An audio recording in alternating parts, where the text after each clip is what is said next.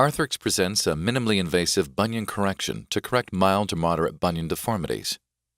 First, palpate or outline the dorsal and plantar aspects of the first metatarsal and hallux. It can also be helpful to mark out the bisection of the shaft on the metatarsal neck. Using fluoroscopy as a guide, a 5 mm incision is made with the beaver blade at the midline of the metatarsal and just proximal to the sesamoid complex. Blunt dissection is carried down to bone, and a curved periosteal elevator is used to dissect subperiosteally in the intended path of the burr.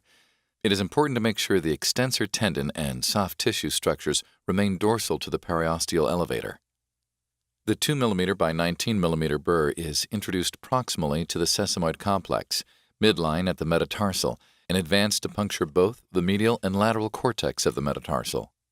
It is important to note the initial trajectory of the MIS burr to ensure the surgeon accounts for maintaining, lengthening, or shortening the metatarsal based on the angle of the burr.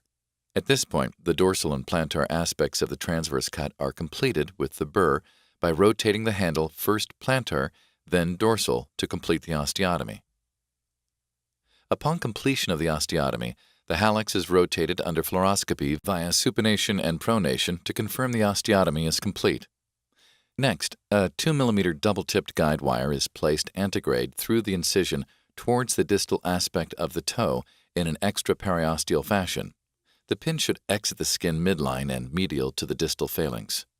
A curved hemostat is placed through the incision and into the proximal metatarsal shaft to assist in lateral translation of the capital fragment.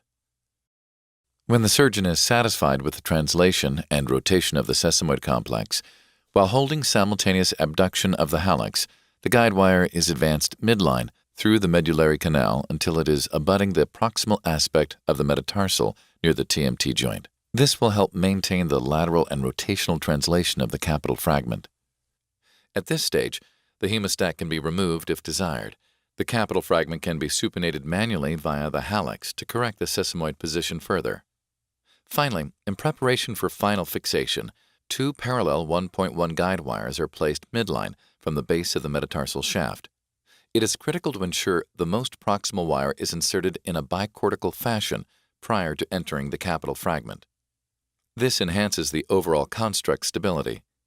The second guide wire is placed in a similar trajectory, 1 cm distal to the initial wire. This wire is critical to provide anti-rotational strength to the overall construct during early weight bearing. Skin incisions are made, and the cannulated depth gauge is inserted over both guide wires to determine the necessary screw lengths. A general rule of thumb is to remove 4 mm from the measured length of the screw.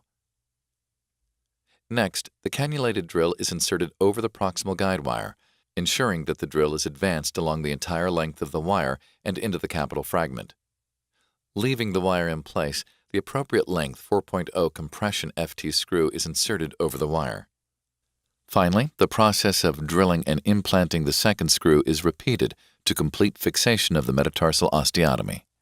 To ensure appropriate alignment of the hallux, an Aiken osteotomy is also recommended for this procedure.